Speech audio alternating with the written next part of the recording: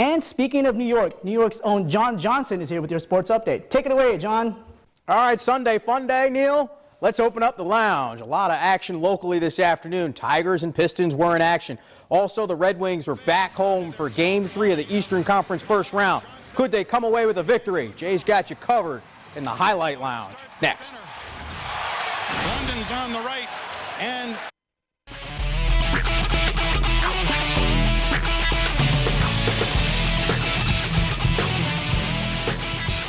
the Detroit Pistons are back in the playoffs for the first time since 2009.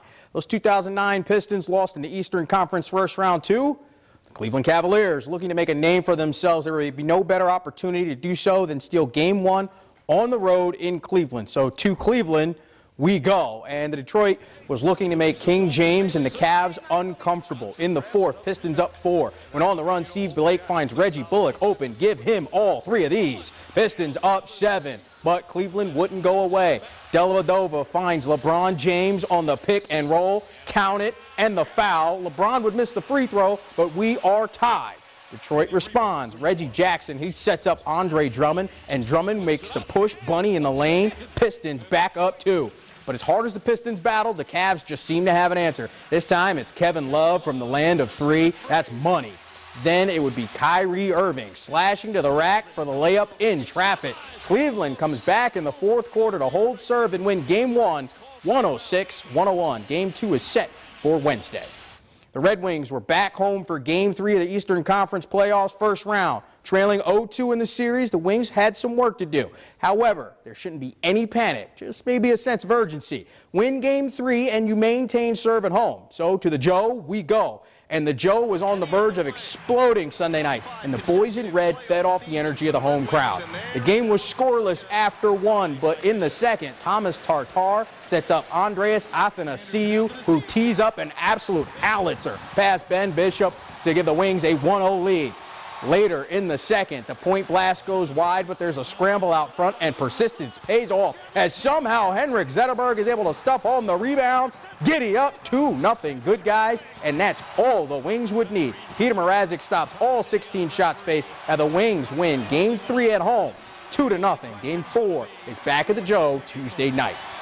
The Tigers were looking to build off of Saturday's victory and head to their off day Monday with another series victory. Things got off to a rocky start. In the first, Jose Altuve opens up the score sheet by going big fly off of Anibal Sanchez, 1-0 Houston. Now, up 2-0 when in the third, George Springer flexes his muscle and he goes Bridgeworth. Upper tank level, his 4th of the year, 3-0 Astros. However, Detroit would get on the score sheet down 5-0 when Salty Jared Saltalamacchia goes yah-yah, his 4th of the season. Later in the inning, Ian Kinsler says, let me get on this hit parade. He too goes Bridgeworth. It's now 5-3. Top of the 6th, J.D. Martinez says, I'm going to flex my muscles, and it's time to do the trot. He goes Oppo Taco, Detroit within 1.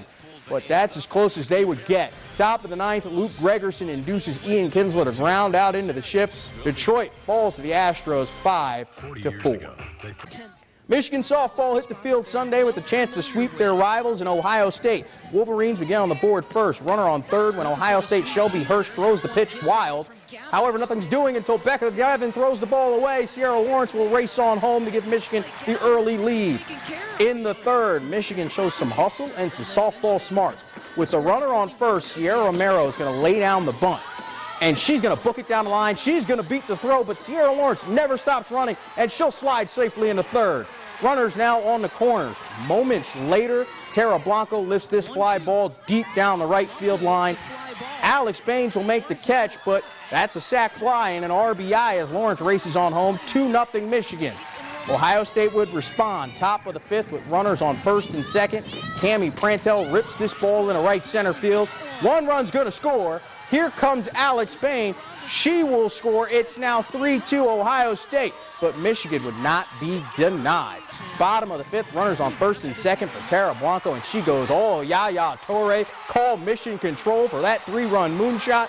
Michigan, propelled by Blanco's big afternoon, comes back to sweep Ohio State 5-3. The Lady Spartans were unable to complete their 3-game sweep of Indiana.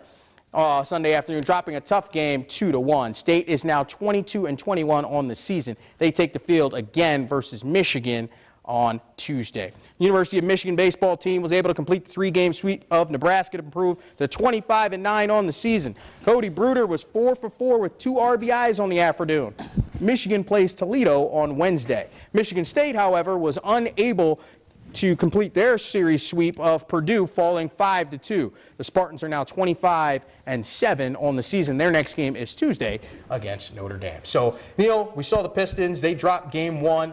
They played an excellent game. They had plenty of opportunities to win it. They just didn't do so. However, the Detroit Red Wings did exactly what they needed to do. They held serve at home, like I said in the pre-run. There was no need to panic. I mentioned that on Friday as well. Just hold serve at home. They did exactly that. And the series is 2-1.